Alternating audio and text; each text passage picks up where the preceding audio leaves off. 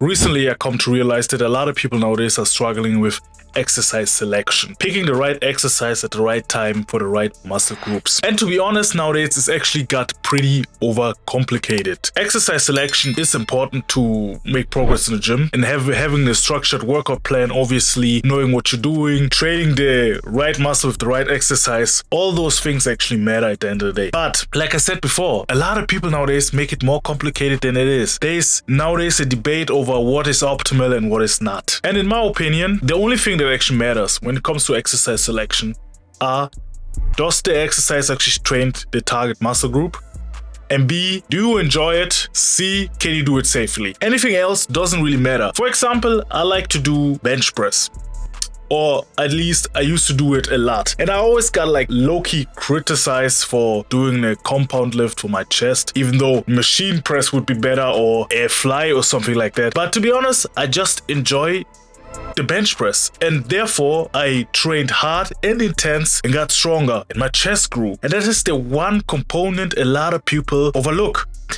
Training selection or having optimal exercise, yes, that can be beneficial to make gains. But if you do exercise based on the fact that it's optimal and is supposed to give you the best results, trust me, you're gonna make less gains doing that exercise. Because if you don't enjoy it, you're not gonna push you, you're not gonna try to get stronger in that exercise. Therefore, you're not gonna be able to make the gains that you actually want. So if you, for example, enjoy doing pull-ups over lat pull-down, do the pull-ups, even though they might be less effective. But because of the fact that you enjoy doing that, you're gonna train hard and consistent, and that is going to give you the results that you want. Because at the end of the day, no matter how optimal the exercise is, if you don't do it consistently and progressively overload and get stronger, you will not make gains. That is something that is so overlooked nowadays. For example, let's look at like the barbell squat. In comparison to a hack squat, it's inferior. In comparison to pedal squats, it's an inferior exercise. But still, there have been a lot of legs grown through that exercise. Barbell back squat, in my opinion, a nice exercise. I sometimes do it, add it to my program. I even like it more than doing the hack squat, but it made my legs grow simply because I enjoy it and I push myself every single time. You don't have to make the things more complicated than it is. If you find something that you actually truly enjoy doing, just do it. For example, let's say your chest day looks like this. You have bench press, flies, incline press. To be honest, you basically do 3 times the same movement and training the exact same muscle groups. But if you do enjoy it, do it. Okay? There's nothing bad about it. You will make gains. As long as you recover enough and eat enough protein, you will make gains. Don't overcomplicate it. Don't make it harder than it be. Training is not rocket science. It is science to a certain degree, but not rocket science, okay? Exercise selection is pretty simple. For example, let's look at the back. It's a big muscle group. You have many different variations. But for the back, actually, you only need 2 exercises, to be honest. One pulling exercise vertically and one horizontally. That's it. Horizontal exercise can be any form of row. T-bar row, barbell row, cable rows, whatever.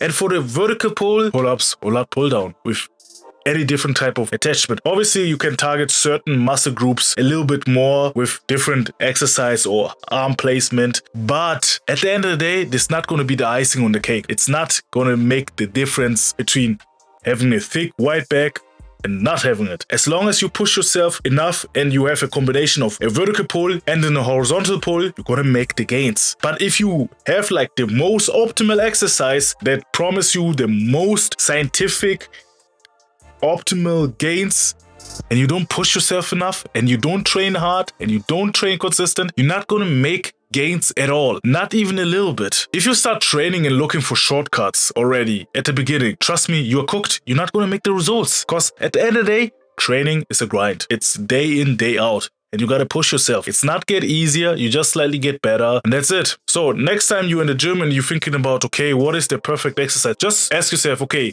what do I enjoy doing right now? What do I want to do? For example, on chest day, you want to hit the bench press. Do it. Push yourself, progressively overload, make gains. That's it. If you want to do barbell rows, do it. If you want a barbell squat, do it. There's nothing wrong about it. And trust me, science or optimal lifting is correct. It's right. All the things they're saying is objectively correct. But a science paper or relying simply on one science paper that had conducted a study from I don't know, Jeffrey, that has never trained in his entire life, the same principle will not automatically apply to you. A study cannot be applied to every single person out there. It just gives you a quick overview. What are the most optimal methods in a broader scale? But some bodies work better with certain type of training, frequency, intensity, and it's your job to figure out what works for you. So just go out there, first do the things that you enjoy and adjust along the line. And that's it. And you're gonna do this for the next 3 to 5 years till you figure out what works for your body and what doesn't. What feels good, what doesn't feel good. Until then, I'm telling you, have fun doing that. Enjoy yourself. Make the best time out of this period. And you will be jacked. This was a short video, I know, nothing crazy. I just wanted to get this out there because I had a discussion with a little kid in the gym that tried to explain to me why the bench press sucks for the chest. Nowadays, we got a lot of people that knows a lot, but doesn't execute it at all, doesn't show the results that they have. I mean, obviously, having a great body is not enough or shouldn't be the indicator of someone that knows that he's talking about. But I'm telling you, if you don't have the practical experience and results yourself, please do not try to give advice. With that being said, guys, I thank you for watching. Keep that in mind next time you're in the gym.